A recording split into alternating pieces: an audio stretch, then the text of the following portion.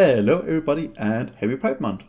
Today I'd like to show you how to build this one white tileable and infinitely stackable rainbow beacon contraption, which I designed some time ago, but I recently made some improvements to. In addition to that, I'll also showcase how these rainbow beacon design usually works and the complications that occur when you try to make the standard version into a one white tileable and the compromises I made in order to fix these issues. If you don't care about all of that though, there should be some timestamps on the screen right now, so you can skip right to the tutorial section of the video. But with that said, let's get going. To begin showing how these rainbow beacon designs typically work, we'll first have to go into another world to see some other designs before going back to this one. So this world right here is provided by cubicmetre. His design over here from 2022 is what originally inspired me to make my design.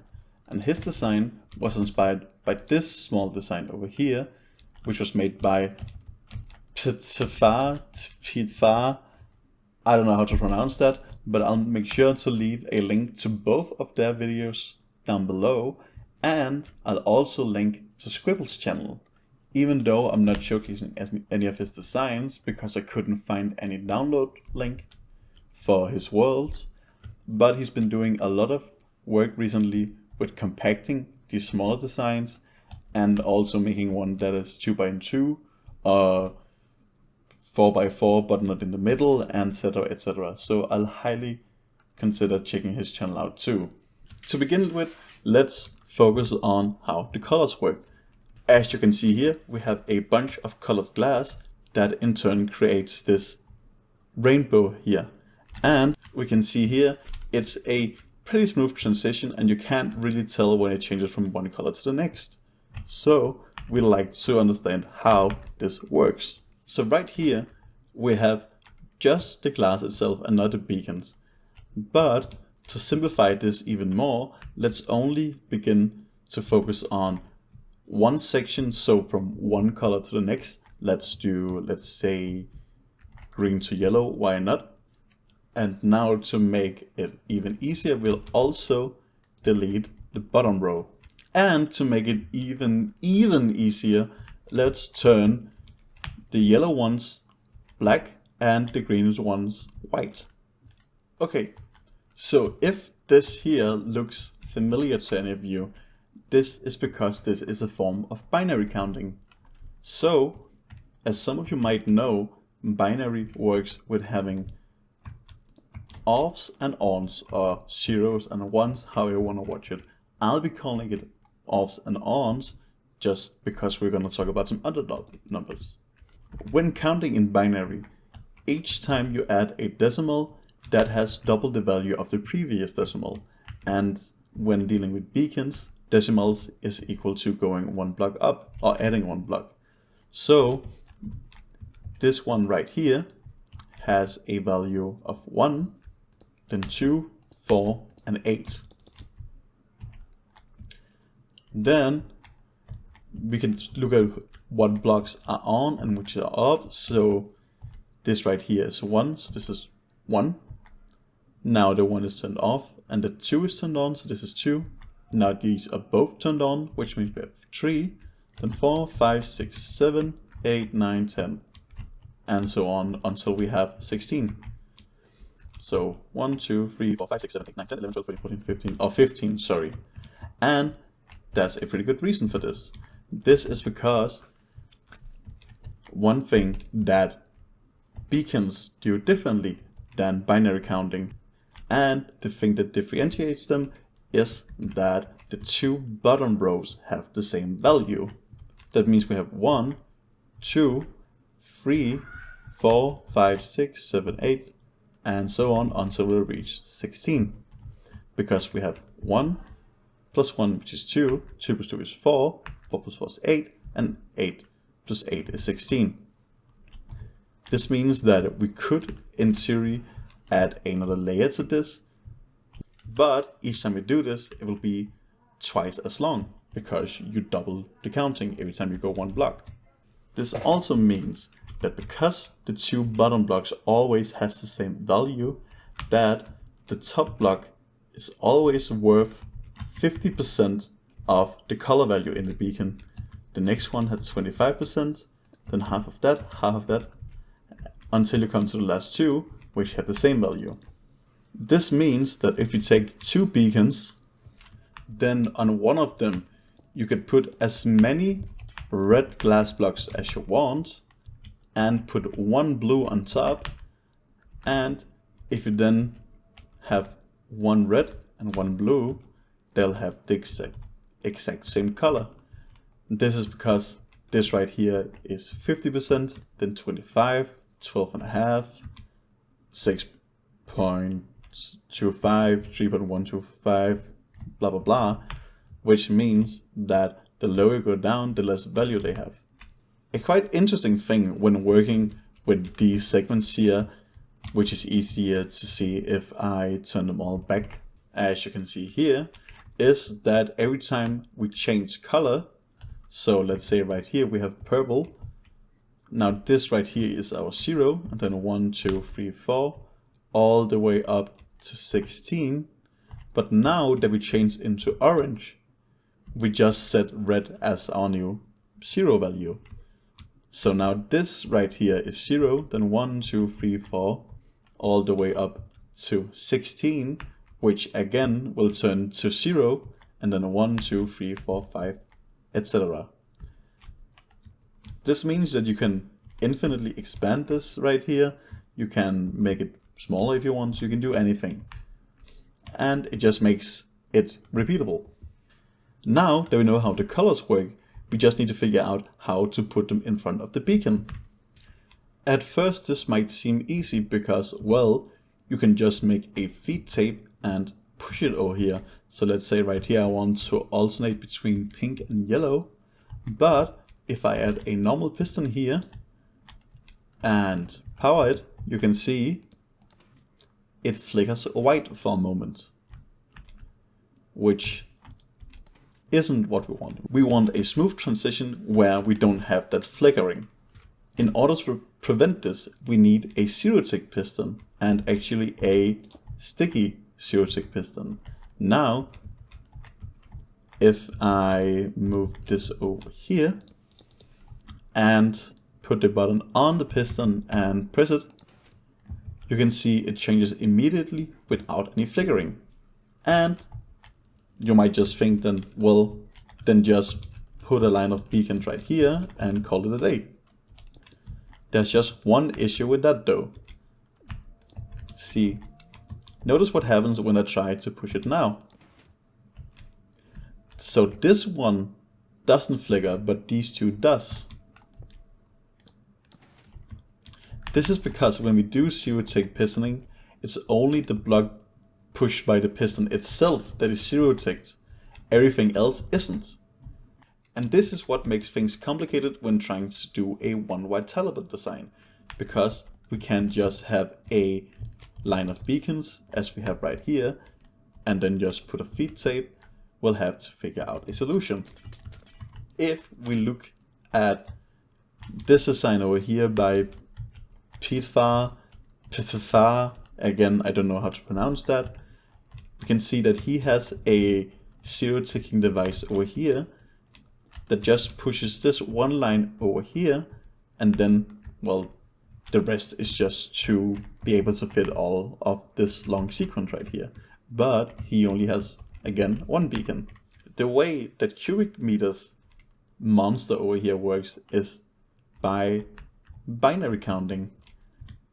I am not even going to try to explain how this works, but since he has this 3x3 grid, he can do 2 and 2, 2 and 2. Then you can zero-take this one, and you can zero-take this one from each side. But you cannot stack them. You cannot continue this design right here because they need an input from the side. So now let's go back to my world in order to showcase how I prevented this issue. So if we look at this one design here, you can see that I'm not using the sequence that we just spent a long time explaining how it works. This is because we cannot zero tick the pistons, as I just said, so we need to figure out another way of smoothly graduating between colors. So what I end up doing is that I just have a hover line going down here with comparators that signals when an item is going through here, then pushes some blocks out, 2 blocks at a time, and then a number of these is always on. Then, because the items travel down, one underneath gets turned on and then one on top gets turned off. So if we cycle this once, you can see it kind of snakes down. You might have noticed that my design right here isn't as a smooth transition compared to the more standard design, but this is just an issue we have to deal with when working with Tileable designs. I needed to make a compromise, so my compromise was to, well, make the transition less smooth in order to make it tileable. And right here we can see what color sequence I went with. I said in the beginning that I recently improved upon this design. What I originally had was only, let's say, 1 piston each time. But I realized that if we just put another layer of pistons with glass, then you would have twice as many colors to work with.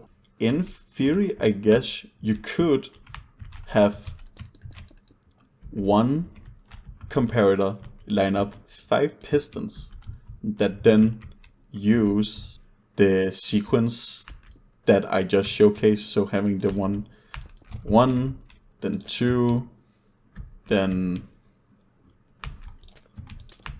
3, 4, etc. But I think if you would have to stack that all in one line, I don't think it would fit in the world height. So I instead just tried around. This right on the left is the original sequence I came up with, and this right here on the right is the second one I came up with. And here we use the trick of having the 50% colors with 2 glasses here to our advantage. So right here we have 100% blue, then we have 50-50 blue and purple, and then we have that again, but because there's more than just these 2 blocks out at a time, this right here is double the amount in value compared to this. And then we change, so it's afterwards it's the purple that has double the value. So we use that to our advantage in order to make a smooth gradient.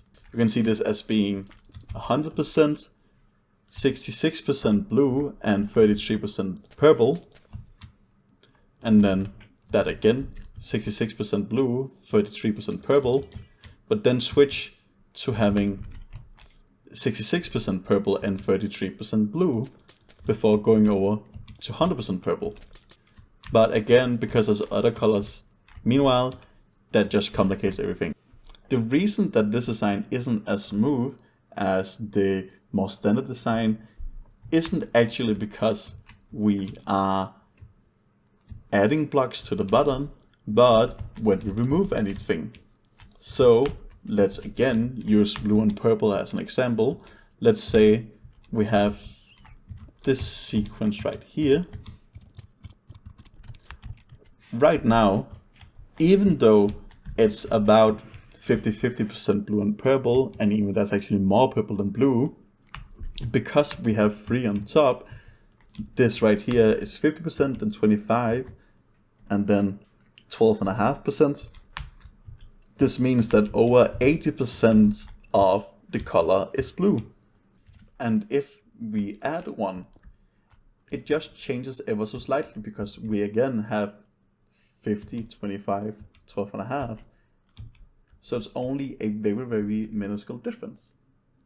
But when we remove one from top, now this one here is 50% and then 25 and then 12.5. So every time we add a color, we just change it a slight bit, but every time we remove a color, it changes a lot. You can also see that when the machine is going, you can see how sometimes it changes very subtly and sometimes it's more dramatic.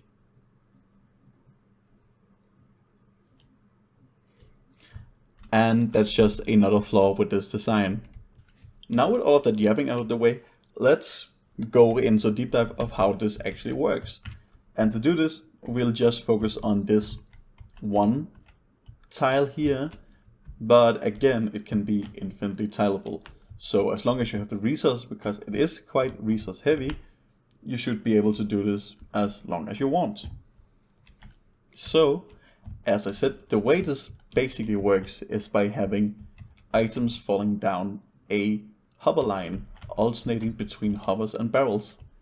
This is because if we just have hovers here, then the items will get sucked out before the comparator has time to get the signal, which means that it doesn't push the piston. So we just alternate between hovers and barrels, which also fits perfectly because we have to have a block that the comparator is standing upon. So this actually isn't an issue whatsoever. And then everything else is actually pretty simple. It's a very dumbed down design compared to the original one, and also especially the cubicmetre design, which is extremely complicated, because basically all we do is get the items inside all the way down. Then here we have a standard dropper elevator pushing all of the items all the way back up, where they'll just get put down into this barrel again. The amount of items you have in here doesn't really matter as long as you have plenty, because right here we have a pulse extender which makes sure that the signal is always as long as it needs to put the correct amount of items down. So right here we are basically locking this hover so no items can fall down.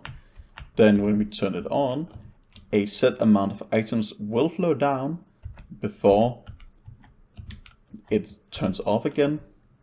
And then when I have set it so I can hit this button here to make it repeatable or looping, which basically just puts a block down and uses this to create a giant clock, And yes, I could probably have used a hover clock instead, but I just messed around with the timings and this seemed to work fine. So basically what we have is when I press this button, you can see this is activated and pushed back, which sends a certain amount of items down, so only a set amount of pistons extended. And when the items goes down, we see this here extend, which pushes all of the items back up again. And since this loop begins before the items arrive again, we need to have a stockpile of extra items just so it doesn't run out of items. The composters up here and down there are basically just to make it less laggy, because, well, we are using a lot of extending pistons and light updates. And if you want to make it tileable, you will probably have a lot of moving things and you need to worry about lag a bit. And now, if we go over to this version right here that has multiple beacons attached, you can see that the input right here is attached to a observer. This means that, well, you can just stack the observers right here, and each of them leads to this locking item hopper.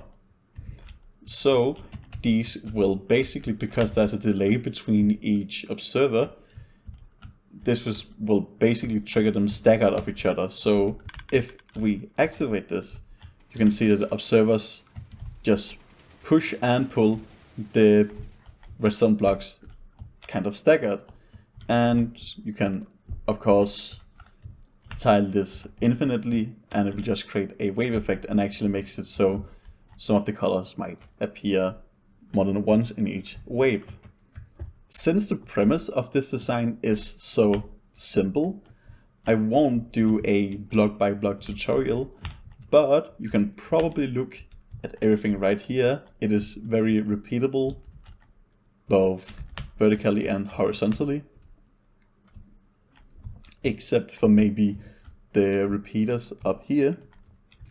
I basically discovered that I needed one 4-tick repeater per comparator or hopper, whatever you'll say, plus an additional 6 repeaters that are also all on 4 ticks.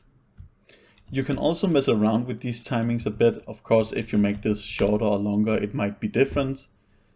But in general, this is very customizable. You can always change the colors. You can make it shorter, you can make it longer. Right now, because, as I said, the issue is when a color is removed and not when it's added. The only exception to that is when we begin from the bottom again to the top. So if we look at it while it loops, you might notice that the one that has the most jarring change is when it goes from green, which is all the way down, to blue, which is all the way on the top, because it then adds another one that changes dramatically. And you can see here, it's one of the most drastic changes in this entire loop. And with that said, I think that's it for today. I will leave a world download in the description below in case you want to check out this world. I'll also leave a link to cubicmeters and ptefar's design in the description below, along with Squibbles' channel, as I mentioned earlier. And while you're down there, you might as well just click the subscribe button in order to see more of these weird redstone contraptions. But that's it for today. I hope you have a good one, and see you later.